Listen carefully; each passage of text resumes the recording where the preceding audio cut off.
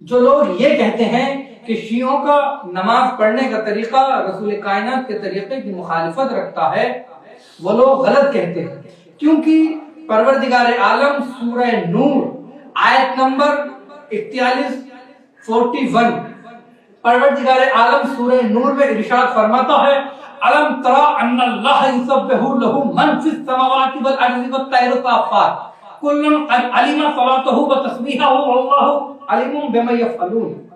کیا آپ نے نہیں دیکھا جتنی مخلوقات آسمانوں میں اور زمین میں اور پرندے پر پھیلائے ہوئے اس کی تسبیح کیا کرتے ہیں، اور وہ سب کے سب اپنی نماز اور تسبیح کا طریقہ خوب جانتے ہیں، اور وہ جو کیا کرتے ہیں اللہ ان سے خوب واقف ہے۔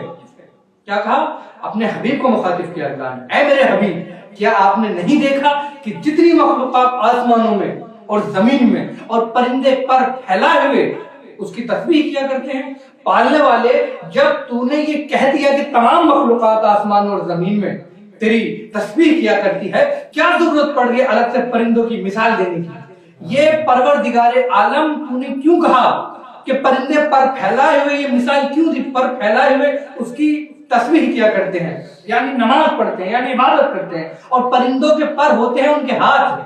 سبحان اللہ سبحان اللہ۔ تو اللہ نے یہاں مسئلہ نماز کو واضح کر دیا، نماز کا طریقہ بتا دیا کہ پرندے پر پھیلائے ہوئے اس کی تسبیح کیا کرتے ہیں، یعنی عبادت ہاتھ کھول کر ہوگی، پرندے ہاتھ کھول کر اللہ کی تسبیح کیا کرتے ہیں۔ اس کے بعد اللہ نے سورہ اعراف آیت نمبر 29 میں ارشاد فرمایا قل امر ربی بالقسط واقیموا وجوہکم عند کل مسجد وادعوہ مخلصین لہ الدین کما بداکم تعودون۔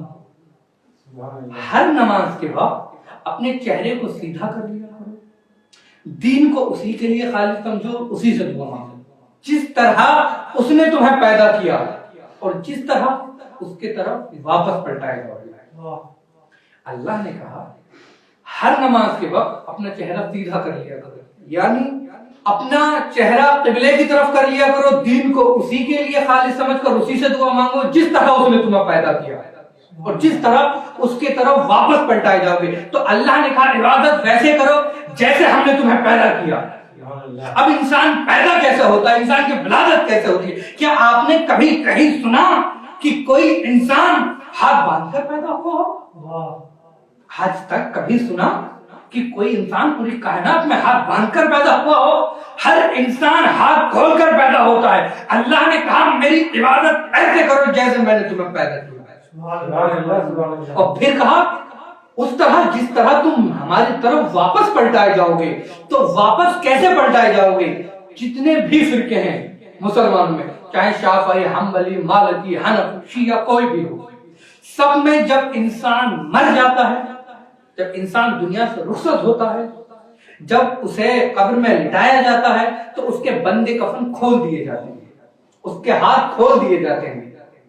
انسان جب لٹایا جاتا ہے قبر میں مرنے کے بعد تو اس کے ہاتھ کھول دیے جاتے ہیں۔ کوئی بھی انسان کے بندے کفن ایسا نہیں کہ وہ ہاتھ باندھ کر انسان کو دفن کر دیا جاتا، نہیں، اس کے ہاتھ کھول دیے جاتے ہیں۔ اور اللہ نے کہا ویسے عبادت کرو جیسے ہم نے تمہیں پیدا کیا اور جس طرح تم ہماری طرف واپس پلٹائے جاؤ گے۔ اور رسول کائنات کی حدیث ہے کہ ہر بچہ فطرت اسلام پر پیدا ہوتا ہے، اور فطرت اسلام ہے ہاتھ کھولنا۔ پہلے اللہ نے سورہ نور میں مثال دی پرندوں کی، پھر اللہ نے سورہ اعراف میں کہا جس طرح ہم نے تمہیں پیدا کیا ہے۔ ان دو آیتوں میں اللہ نے طریقہ نماز کو واضح کر دیا اور طریقہ نماز بتا دیا کہ نماز کیسے پڑھنی ہے۔ اہل سنت کی بہت ہی مشہور و معروف کتاب جس کا نام فتاوی عبدالحی ہے، فتاوی عبدالحی جلد نمبر 1 اور صفحہ نمبر 340 پر حضرت ماق کی روایت نقل ہوئی، اور یہی روایت علامہ ابن حجر اسقلانی نے اپنی کتاب تلخیص الجویر میں صفحہ نمبر 226 پر یہ روایت نقل ہوئی۔ حضرت ماس کہتے ہیں جب رسول کائنات نماز کے لیے کھڑے ہوتے تو اپنے دونوں ہاتھوں کو بلند کرتے، جب تکبیر کہہ لیتے تو اپنے دونوں ہاتھوں کو کھلا چھوڑ دیتے۔ پھر ان کے بعد یہی روایت علامہ احمد ابن یحییٰ نے اپنی کتاب الجرزاد میں حضرت عائشہ سے نقل کی۔ حضرت عائشہ کہتی ہیں کہ جب رسول کائنات نماز کے لیے کھڑے ہوتے تھے تکبیر کہنے سے پہلے اپنے دونوں ہاتھوں کو بلند کرتے اور باوازِ بلند تکبیر کہتے اور اپنے دونوں ہاتھ کھلے چھوڑتے. ان دو روایتوں میں واضح ہو گیا کہ رسول کائنات نماز ہاتھ کھول کر پڑھتے تھے. پھر امام مالک سے روایت نقل ہوئی. یہ روایت شرح کنز الدقائق صفحہ نمبر 25، روضۃ الندیہ صفحہ نمبر 65، فتاوی عبدالحی صفحہ نمبر 24، در المختار صفحہ نمبر 165، حاشیہ صحیح بخاری پارہ نمبر 13. امام مالک کہتے ہیں کہ اصل حکم نماز میں ہاتھ کھولنے کا ہی ہے. رسول کائنات اور تمام اصحاب ہاتھ کھول کے نماز پڑھتے تھے، اسی لیے جو مالکی فرقہ ہے اہل سنت میں وہ ہاتھ کھول کے نماز پڑھتے ہیں. پھر تنویر العینین کے صفحہ نمبر 21 پہ روایت نقل ہوئی قیام الخیز روایت، خدا کی قسم مسئلہ نماز اس میں تو ایک دم واضح ہو گیا. اس میں لکھا ہے کہ اصل حکم نماز میں ہاتھ کھولنے کا ہی ہے. رافضی یعنی ہمیں شیعوں کو رافضی کہتے ہیں، یعنی شیعوں سے مشابہ ہونے کی وجہ سے اس عمل کو چھوڑ دیا گیا. رسول کائنات کے زمانے سے لے کر اور آخری زمانے تک تمام علماء کا اس پر اتفاق ہے کہ نماز ہاتھ کھول کر ہی پڑھنے کا حکم ہے. لیکن آگے لکھا ہے کہ لیکن شیعوں سے مشابہ ہونے کی وجہ سے ابو حنیفہ اور ابو حنیفہ کے پیروکاروں نے اس سنت کو ترک کر دیا اور اس سنت سے باقی نہ رہ سکے. پھر فلک النجات میں ایک روایت نقل ہوئی جلد نمبر 1 صفحہ نمبر 208 پر، اور ہدیۃ المہدی جلد نمبر 4 صفحہ نمبر 126 پر علامہ وحید الزمان سے روایت نقل ہوئی. علامہ وحید الزمان کہتے ہیں جو لوگ یہ کہتے ہیں کہ نماز میں ہاتھ کھولنا شیعوں کا شعار یعنی شیعوں کا طریقہ ہے، وہ لوگ غلط کہتے ہیں. یہ فقط شیعوں کا طریقہ نہیں بلکہ یہ پورے عالم اسلام کا طریقہ ہے. یہ پورے عالم اسلام کا طریقہ ہے. اس کے بعد اور متعدد کتب میں یہ روایت موجود ہے. فتح الباری شرح صحیح بخاری جلد نمبر 2 صفحہ نمبر 178 پر یہ روایت موجود ہے. تحسین القاری شرح صحیح بخاری پارہ نمبر 3 اور صفحہ نمبر 840 پر یہ روایت موجود ہے. ارشاد الساری شرح صحیح بخاری جلد نمبر 3 اور صفحہ نمبر 64 پہ روایت موجود ہے کہ نماز میں ہاتھ کھولنے کا حکم ہے. شرح عینی صحیح بخاری جلد نمبر 3 اور صفحہ نمبر 15 پر بھی یہ روایت موجود ہے کہ اصل حکم نماز میں ہاتھ کھولنے کا. جامع ابن ماجہ صفحہ نمبر 286 پر روایت موجود ہے کہ حکم نماز میں ہاتھ کھولنے کا.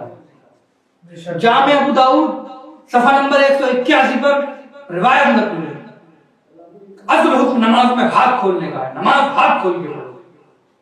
پھر پروردگار عالم ہاتھ باندھنے کے حوالے سے قرآن مجید میں کیا ارشاد فرماتا ہے؟ پروردگار عالم سورہ مائدہ آیت نمبر 64 میں ارشاد فرماتا ہے. پروردگار عالم کہتا ہے بسم اللہ الرحمن الرحیم وقالت اليہود ید اللہ مغلولہ غلت ایدیہم ولعنوا بما قالوا بل یداہ مبسوطتان.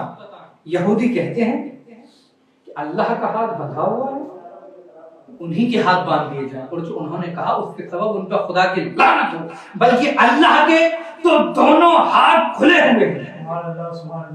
اللہ نے جب اس وقت یہودیوں نے کہا کہ اللہ کا ہاتھ بندھا ہوا ہے، اللہ نے کہا جو انہوں نے کہا ان پر خدا کی لعنت ہو، انہی کے ہاتھ باندھ دیے جائیں، اللہ کے دونوں ہاتھ کھلے ہوئے ہیں. پھر پروردگار عالم سورہ توبہ آیت نمبر 67 میں ارشاد فرماتا ہے المنافقون والمنافقات بعضهم من بعض یؤمرون بالمنکر وینہون عن المعروف ویقبضون ایدیہم. منافق مرد اور منافق عورتیں دونوں ایک دوسرے کی طرح ہیں، برائیوں کا حکم دیتے ہیں، اچھائیوں سے روکتے ہیں اور اپنے ہاتھ بند رکھتے ہیں، اپنے ہاتھ کو بندھا رکھتے ہیں. اللہ نے کہا کہ منافق مرد اور منافق عورتوں کا یہ کام ہے کہ وہ برائیوں کا حکم دیتے ہیں، اچھائیوں سے روکتے ہیں اور اپنے دونوں ہاتھوں کو بند رکھتے ہیں. تو جو ہاتھ باندھتا ہے وہ منافق ہے قرآن کی روشنی میں، اور جو ہاتھ کھولتا ہے، ہاتھ کھولنا اللہ کا طریقہ ہے. اللہ کے دونوں ہاتھ کھلے ہوئے